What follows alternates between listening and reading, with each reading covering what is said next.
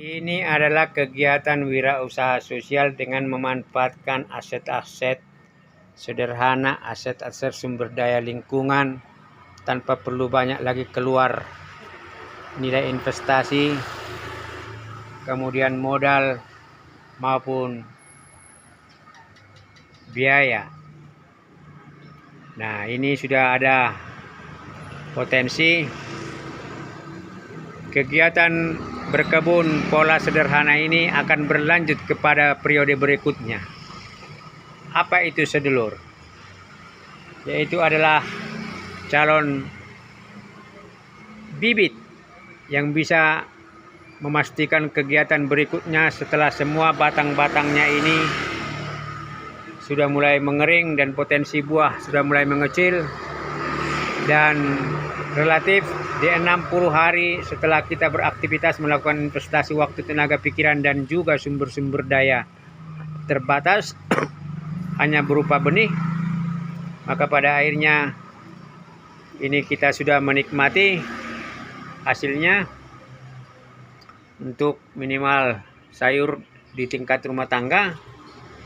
Tetapi kita juga sudah mendapatkan yang disebut dengan return on, tingkat pengembalian atas investasi sederhana, investasi kecil yang kita lakukan, termasuk juga return on equity, modal sendiri yang kita andaikan itu adalah untuk ya sekedar biaya rokok, ngopi, dan juga ya snack kecil, sehingga pada akhirnya ada return on aset sederhana yang demikian ini dilakukan kegiatan-kegiatan positif untuk memberikan yang disebut nanti pertambahan aset sambil kita melihat bagaimana ke depan ya kolam-kolam ini akan kita manfaatkan.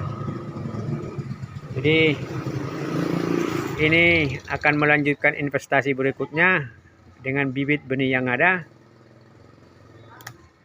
Ini kita bisa melihat akan ada benih, dan kemudian yang ini akan kita konsumsi untuk jadi sayur.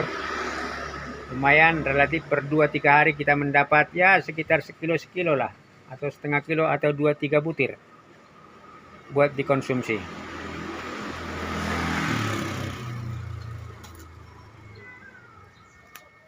Nah, ini jelas ini calon bibitnya di sini nggak ada, ini rusak ini karena ada hama di dalam ya, yang membuat ini belum waktunya, belum besar sudah busuk demikian ini sedulur ya.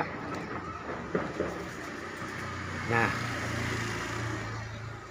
inilah calon bibit dari pare yang sudah kita panen dan kumpulkan. Ini berarti menjamin keberlanjutan. Nah, ini masih ada beberapa. Nah, ini kita akan kumpulkan daging buahnya.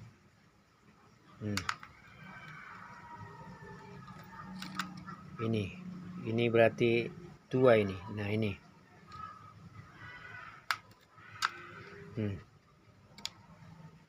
Nah, ini semua tinggal daging.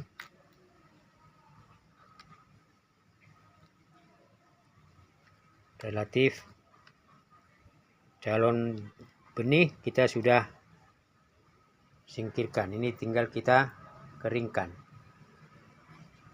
Ini artinya apa sih dulu? Ini artinya sebenarnya keberlanjutan usaha kita itu adalah hasil dari bagaimana kita memisahkan laba, keuntungan, supaya ada jaminan keberlanjutan usaha.